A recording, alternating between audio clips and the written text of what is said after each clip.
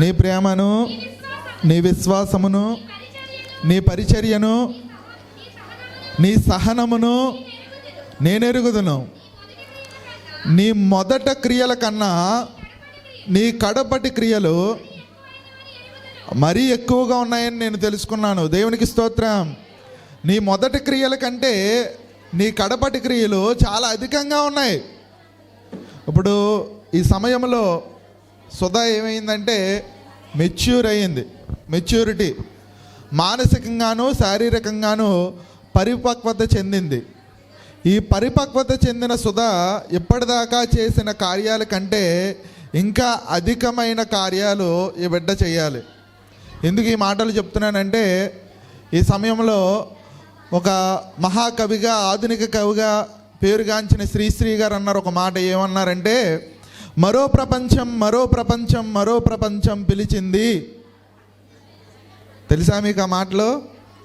తెలీదా?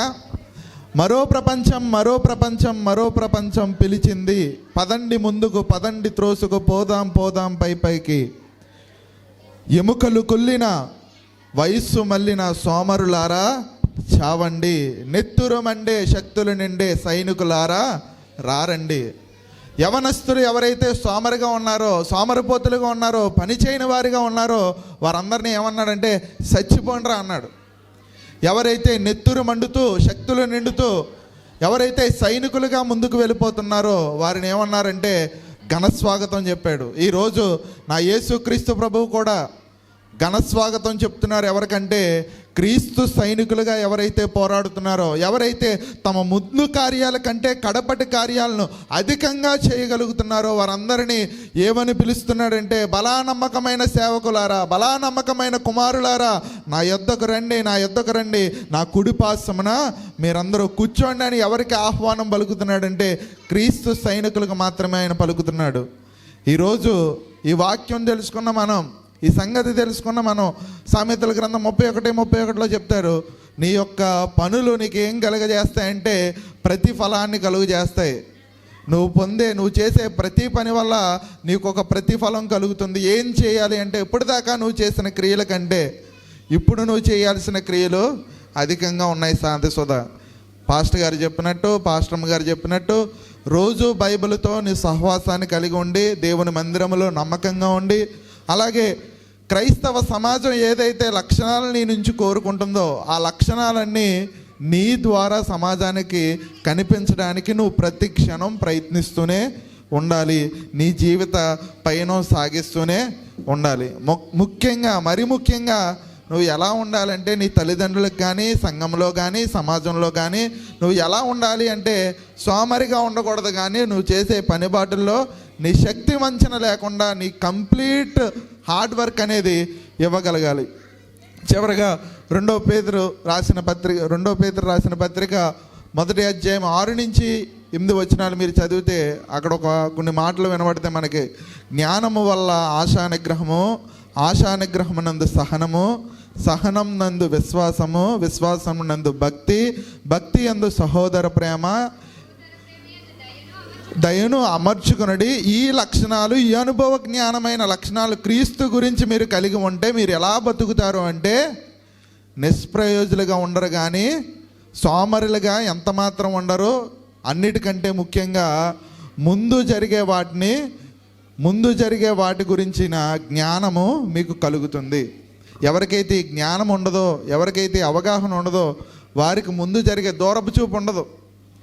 ఇప్పటికి నేను ఎలా ఉన్నాను, ఇప్పటికి బాగానే ఉన్నా, ఇప్పుడు తినేసేనా, ఇప్పుడు నా పని అయిపోయిందా అనుకుంటారు, కానీ దూరపు విషయాలను ఆలోచించే ఆ జ్ఞానము ఉండదు. చాలామందికి ఈ పండగ వస్తుంది, ఈ పండగ పలానా చీర కట్టేయాలి, ఈ పండగ వస్తుంది, మా ఆయన దగ్గర డబ్బులు ఉన్నా లేకపోయినా అప్పు చేసి అన్నా సరే హడావిడి చేసేయాలి, అన్నీ చక్కబెట్టేయాలని వారి సంపాదన, వారి స్థాయి ఆలోచించకుండా అప్పులకు పెరిగెడతారు. దూరం ఆలోచించడం ఏమైపోతారంటే సడన్గా వారి జీవితం, వారి కుటుంబం అవుట్ అయిపోతుంది. మనం అలా అవుట్ అయిపోకుండా ఉండాలి అంటే ఎవరు గూర్చిన కంప్లీట్ అవగాహన ఉండాలంటే క్రీస్తు గూర్చిన అనుభవ జ్ఞానం ఎవరికైతే ఉంటుందో వారు దూరపు విషయాలను ఆలోచించి ప్రతి విషయంలోనూ ఫలించే కొమ్మలుగా ఉంటారు. యోసేపు ఫలించే కొమ్మ. ఎందుకు? ఎందుకు ఫలించే కొమ్మ అంటే ఆయన ఏ విషయంలో కూడా సోమరిగా ఉండే వ్యక్తి కాదు.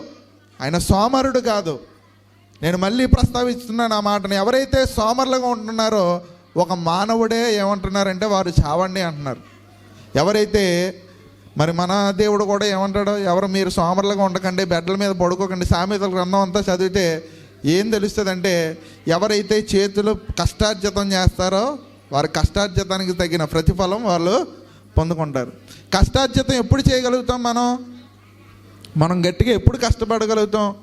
కేవలం మనకు వయసు ఉన్నప్పుడు మాత్రమే మన కష్టాన్ని మనం చూపించగలుగుతాం. మనకు వయసు అయిపోయిన తర్వాత కష్టపడదాం అన్నా సరే మన శరీరం సహకరించదు. కాబట్టి ఈ విషయాలు తెలుసుకున్న మీరందరూ ప్రభువు నామని చెప్పేది ఒకటే, క్రీస్తు సైనికులుగా మారండి, క్రీస్తు కొరకు కష్టపడండి, క్రీస్తు గూర్చిన అనుభవ జ్ఞానాన్ని కలిగి ఉండండి. అప్పుడు ప్రతి విషయంలోనూ మీరు ఏం పొందుతారంటే ప్రతిఫలం పొందుతారు. ఫలించే కొమ్మలుగా మీరు అందరూ మారుతారు. దేవుడి మాటలను బట్టి మనందరినీ దీవించునుగాక. మరి ముఖ్యంగా శాంతి సుధను దేవుడు పరిశుద్ధాత్మతో తన తాకి దీవించి ఆశీర్వదించునుగాక.